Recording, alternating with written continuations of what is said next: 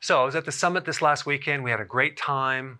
And some lady came up to me, and one of her friends told her, it was kind of discouraging her and was telling her, listen, you got to forget that keto thing and nutrition.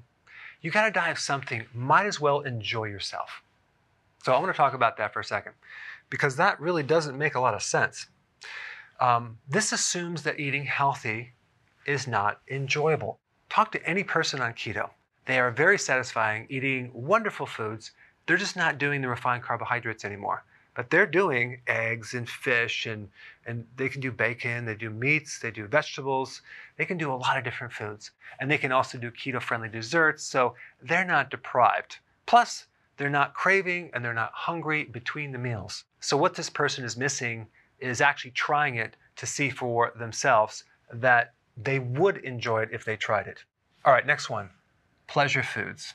When you start eating the pleasure foods, I remember in college eating a lot of pleasure foods. It was great. I did get pleasure from them for a while. And then they started turning into painful foods, okay? Started getting ulcers and heartburn and bloating and gas and constipation and all sorts of gallbladder issues. So pleasure foods actually end up being very, very painful if you keep doing them.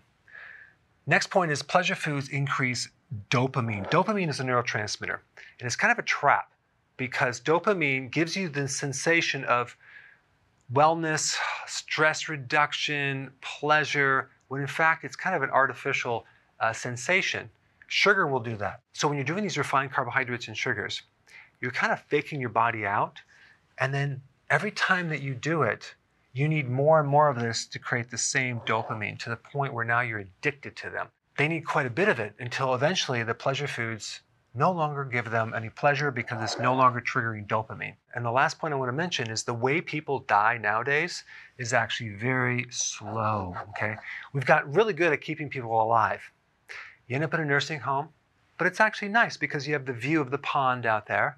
You have an all-you-can-eat buffet. Someone changes your diapers each day. You get to be washed by someone. You don't even have to get up and use the bathroom. You have bedpans. There's shuffleboard on the weekend. You actually have sing-alongs. It's a great time. And of course, I'm just being very sarcastic because the way it really goes is the person starts getting dementia, Alzheimer's, and they're trapped in a body and they don't die quick. They're kept alive for years, okay? So in summary, your longevity has everything to do with what you eat, and healthy eating is enjoyable if you know how to do it right. Hey, if you're liking this content, please subscribe now, and I will actually keep you updated on future videos.